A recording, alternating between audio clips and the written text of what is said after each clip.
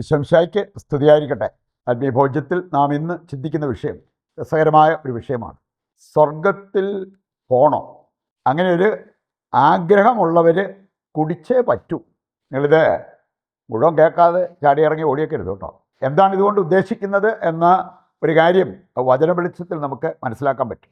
സ്വർഗത്തിൽ പോകാൻ ആഗ്രഹിക്കുന്നവർ ഒരു പാനപാത്രം കുടിച്ചേ പറ്റൂ.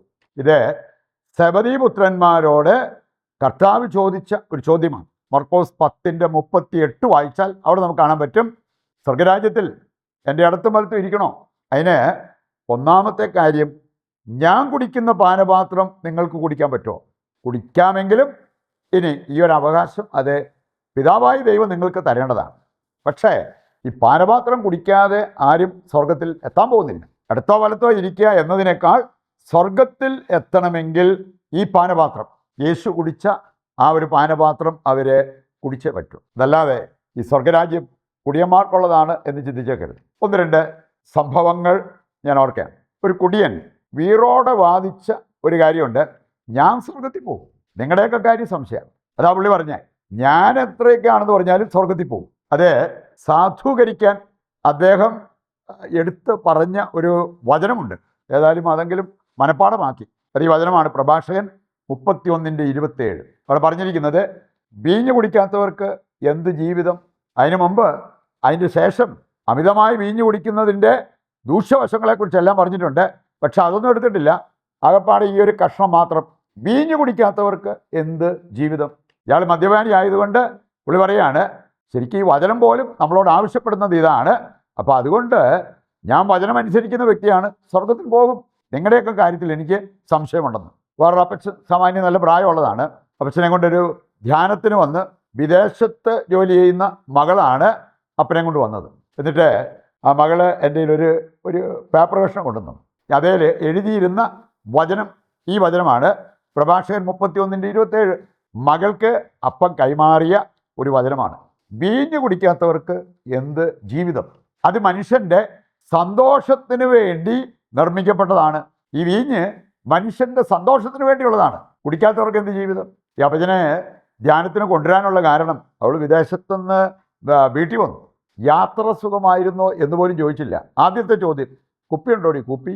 അപ്പം അതുകൊണ്ട് ഈ അങ്ങനെ ഒരു അമിതമായിട്ടുള്ള ഒരു താല്പര്യം അപ്പച്ചനിൽ ഇപ്പോഴും കിടക്കുന്നു. ഇത്രയും പ്രായമായിട്ടും ഒരു ദൈവവിചാരമോ സ്വർഗത്തിൽ പോകണമെന്നുള്ള വിചാരമോ അല്ല എന്ന് മനസ്സിലാക്കിയത് കൊണ്ടാണ് അപ്പച്ചനെ കൊണ്ട് ഒരു ധ്യാനം കൂടാൻ കുടുംബാംഗങ്ങൾ തീരുമാനിച്ചത്. ഇത് മനസ്സിൽ വെച്ചുകൊണ്ട് ഏതാനും ചില കാര്യങ്ങൾ നമ്മൾ മനസ്സിലാക്കിയിരിക്കുന്നത് നല്ലതാണ്. ഒന്നാമത്തെ കാര്യം, കുടിച്ചാലും കുടിച്ചില്ലേലും സ്വർഗത്തിൽ പോകണേ സ്വർഗത്തിൽ പോകാം, നരകത്തിൽ പോകണേ നരകത്തിലും പോകാം. ഒരു തൊള്ളി പോലും കുടിക്കുന്നില്ല എന്ന് വിചാരിച്ച് ഒരാൾ സ്വർഗത്തിൽ പോകണമെന്നൊന്നുമില്ല കേട്ടോ. നല്ല വിശുദ്ധ ജീവിതം നയിച്ച ഒരു വ്യക്തിയാണ് ഫുൾട്ടൺ ഷീ. അദ്ദേഹം സൂചിപ്പിച്ചൊരു കാര്യമുണ്ട്, മരണാനന്തരം എന്നെ അതിശയിപ്പിക്കുന്ന 3 കാര്യങ്ങളുണ്ടാവും. ഒന്ന്, അവിടെ കാണും എന്ന് ഞാൻ കരുതിയിരുന്ന പലരും അവിടെ ഇല്ല.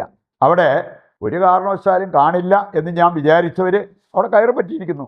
മൂന്നാമത്തെ കാര്യം, ദൈവത്തിൻ്റെ അനന്ത കാരുണ്യം കൊണ്ട് ഞാൻ അവിടെ കയറി പറ്റി. മരണാനന്തരം അദ്ദേഹത്തെ അതിശയിപ്പിക്കുന്ന 3 കാര്യങ്ങൾ എന്നാണ് പറഞ്ഞിരിക്കുന്നത്. അതുകൊണ്ട് ഒരു കാരണവശാലും നമുക്ക് മറ്റുള്ളവരെ വിധിക്കാനുള്ള അവകാശമില്ല.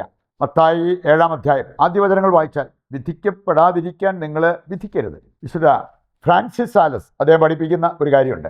ഇത് ചിലരെ സംബന്ധിച്ചിടത്തോളം ഭയങ്കര ഭക്തിയാണ്. ഭയങ്കരമായിട്ടുള്ള ഉപവാസം നടത്തും, നീണ്ട പ്രാർത്ഥനകൾ നടത്തും, ഒരു തുള്ളി വീഞ്ഞ് പോലും അവർ കുടിക്കത്തില്ല.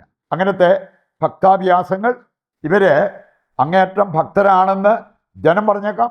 പക്ഷെ അവരുടെ റിയൽ ലൈഫ്, യഥാർത്ഥ ജീവിതത്തിലേക്ക് ഒന്ന് എത്തി നോക്കുമ്പോൾ ഇങ്ങനെ അവർ ഒരു തുള്ളി വീഞ്ഞ് പോലും കുടിക്കുന്നില്ലെങ്കിലും അമിതമായ വിമർശനം, യാതൊരു കരുണയുമില്ലാതെ മറ്റുള്ളവരെ വിധിക്കൽ, ഇങ്ങനെയുള്ള കാര്യങ്ങൾക്ക് ഒരു കുറവുമില്ല. ഫ്രാൻസിസ് സാലസ് പറയുന്നത്, ഇവരൊരു തുള്ളി പോലും വീഞ്ഞ് കുടിക്കത്തില്ല, പക്ഷെ അയൽക്കാരൻ്റെ രക്തം ഊറ്റി കുടിക്കും. ഇതൊക്കെ ചെയ്യുമ്പോൾ ഏതാണ്ട് അതുപോലെയാണെന്ന്.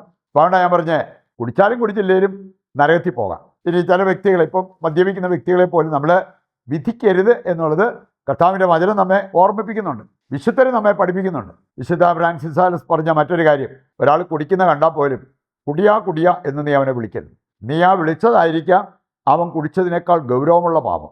അവൻ കുടിച്ചത് ഉള്ളിലേക്ക് പോയതാണ്, നീ പറഞ്ഞത് ഉള്ളിൽ നിന്നും പുറത്തോട്ട് വന്നതാണ്. മത്തായി 15:10 മുതൽ വായിക്കുമ്പോൾ, ഈ ഉള്ളിൽ നിന്നും പുറത്തോട്ട് വരുന്നതാണ് ഒരുവനെ അശുദ്ധനാക്കുന്നത് എന്ന് കൃത്യമായിട്ട് വചനം നമ്മെ ഓർമ്മിപ്പിക്കുന്ന ഒരു കാര്യമാണ്. അപ്പോൾ അതുകൊണ്ട് തന്നെ ഇങ്ങനെ മറ്റുള്ളവരെ വിധിക്കുക, രൂക്ഷമായിട്ടുള്ള വിമർശനം നടത്തുക, നിഷ്കരുണം അവരോട് സംസാരിക്കുക, ഇതെല്ലാം വളരെ ഗൗരവമുള്ള കാര്യമായിട്ട് നമ്മൾ കാണണം എന്നുള്ളത് കർത്താവിൻ്റെ വചനവും നമ്മെ ഓർമ്മിപ്പിക്കുന്നു.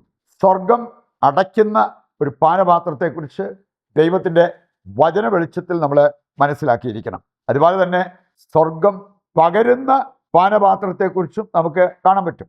സ്വർഗം അടയ്ക്കുന്ന പാനപാത്രം എന്ന് പറഞ്ഞാൽ അങ്ങനെയുള്ള കാര്യങ്ങൾ നമ്മൾ ചെയ്താൽ നമ്മുടെ മുമ്പിൽ സ്വർഗം കൊട്ടി അടയ്ക്കപ്പെടും. നമ്മൾ ഒരു വചനം കാണുകയുണ്ടായി, മർക്കോസ് 10-ാം അധ്യായം 38-ാമത്തെ വചനം. അത് സ്വർഗം പകരുന്ന ഒരു പാനപാത്രമായിട്ട് അതിനെ കാണാൻ പറ്റും. അതാണ് സഹനം, സഹനത്തിൻ്റെ പാനപാത്രം. സഹനത്തിൻ്റെ പാനപാത്രം കുടിച്ചാണ് മഹത്വത്തിലേക്ക് നാം പ്രവേശിക്കേണ്ടത് എന്ന് ഈ വചനം കൃത്യമായിട്ട് നമ്മെ ഓർമ്മിപ്പിക്കുന്നുണ്ട്.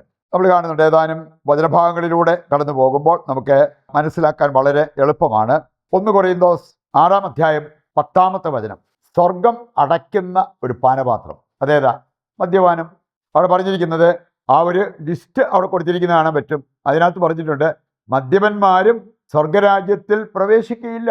അതുകൊണ്ട് ഈ അമിതമായിട്ട് കുടിക്കുകയും മദ്യത്തിൻ്റെ ആ ഒരു ആസക്തി പൂണ്ട് ജീവിക്കുകയും അതിൽ മതിമറന്ന് മയങ്ങി കഴിയുകയും ചെയ്യുന്നവർ സ്വർഗരാജ്യത്തിൽ പോകില്ല എന്നുള്ളത് കർത്താവിൻ്റെ വചനം നമ്മെ പഠിപ്പിക്കുന്നുണ്ട്.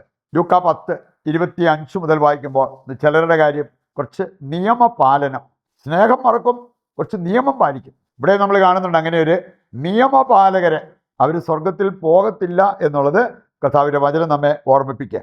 യാക്കോബ് 2:15-16 വചനങ്ങൾ എടുക്കുമ്പോൾ ഈ പ്രവൃത്തികളൊന്നും ഇല്ലാതെ കുറേ സംസാരവും വിശ്വാസമായിട്ട് ഇങ്ങനെ പൊക്കോണ്ടിരിക്കുന്ന വ്യക്തികളെ കാണാൻ പറ്റും. അവിടെ സഹായം അർഹിക്കുന്ന വ്യക്തികൾ മുമ്പിൽ വന്നിട്ട് അവരെ സഹായിക്കാൻ ഒരു ചെറുവിരൽ പോലും അനക്കാതിരുന്നവർ, അങ്ങനെയുള്ളവരുടെ സംസാരത്തിനോ വിശ്വാസത്തിനോ പ്രാർത്ഥനയ്ക്കോ ദൈവം അധികം വില കൽപ്പിക്കുന്നില്ല എന്നുള്ളത് ഈ യാക്കോബ് ശ്ലീഹ 2-ാം അധ്യായം 15 മുതൽ വായിക്കുമ്പോൾ നമുക്ക് കാണാൻ പറ്റും. പ്രഭാഷകൻ 34:24 എടുക്കുമ്പോൾ അവിടെ പറഞ്ഞിട്ടുണ്ട്, നിങ്ങൾ മറ്റുള്ളവരെ ചൂഷണം ചെയ്തിട്ട് നിങ്ങൾ ആലയത്തിൽ പോവുകയും ബലിയർപ്പിക്കുകയും കാഴ്ചകൾ സമർപ്പിക്കുകയും ചെയ്യുമ്പോൾ നിങ്ങൾ ചെയ്യുന്നത് അപ്പൻ്റെ മുമ്പിൽ വെച്ച് മകനെ വധിക്കുന്നവനെ പോലെയാണ്. അത് വളരെ ഗൗരവമുള്ള ഒരു കാര്യമാണ്. നിയമാവർത്തനം 23:18 വചനം എടുക്കുമ്പോൾ അവിടെ പറഞ്ഞിട്ടുണ്ട്, വേശ്യയുടെ വേതനമോ നായയുടെ കൂലിയോ ആലയത്തിലേക്ക് കൊണ്ടുവരരുത്. നായ എന്ന് പറഞ്ഞാൽ ആൺവേശ്യ. മ്ലേച്ഛതകളിൽ മുഴുകി ജീവിച്ചിട്ട് വേണേ അതിൽ നിന്ന് കിട്ടുന്ന ആ ഒരു പ്രതിഫലത്തിൽ ഒരു ഭാഗം കൊണ്ടുവന്ന് ആലയത്തിൽ കൊണ്ടിടുക. അത് ദൈവത്തിന് സ്വീകാര്യമല്ല, പ്രീതികരമല്ല എന്നുള്ളത് വചനം നമ്മെ ഓർമ്മിപ്പിക്കുക. നമുക്കതുകൊണ്ട് സ്വർഗം പകരുന്ന ആ പാനപാത്രം അത് നമ്മൾ കണ്ടു. സഹനത്തിലൂടെയാണ് നമുക്ക് നിത്യമഹത്വത്തിലേക്ക് പ്രവേശിക്കാൻ സാധിക്കുക എന്നുള്ളത് വചനം കൃത്യമായി നമ്മളെ പഠിപ്പിക്കുന്നുണ്ട്. 1 പത്രോസ് 4-ാം അധ്യായം 12 മുതൽ വായിച്ചാൽ അത് കാണാൻ പറ്റും. 1 പത്രോസ് 5-ാം അധ്യായം 9-10 വായിച്ചാൽ അവിടെ കാണാൻ പറ്റും. താൽക്കാലികമായിട്ടുള്ള സഹനം നിത്യമഹത്വത്തിലേക്ക് നമ്മളെ കൈപിടിച്ച് ഉയർത്തും. ആ പാനപാത്രം കുടിച്ച് സ്വർഗത്തിലെത്താനുള്ള തീരുമാനമെടുത്ത് അതിനുവേണ്ട കൃപയ്ക്കായി ദൈവത്തോട് പ്രാർത്ഥിക്കാം. നിൻ്റെ എല്ലാ പ്രാർത്ഥനാ നിയോഗങ്ങളും കർത്താവിൻ്റെ കരങ്ങളിൽ ഏൽപ്പിച്ചുകൊണ്ട് ശിരസ് നമിച്ച് ദിവ്യകാരുണ്യത്തിൻ്റെ ആശീർവാദം നമുക്ക് സ്വീകരിക്കുകയും ചെയ്യാം.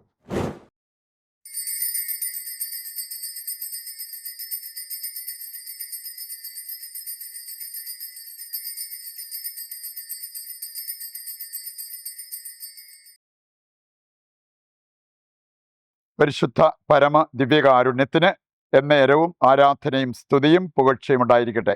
നാളെ മറ്റൊരു എപ്പിസോഡുമായി വീണ്ടും നമുക്ക് ഒന്നിക്കാം. ദൈവം നിങ്ങളെ സമർത്ഥമായി അനുഗ്രഹിക്കട്ടെ.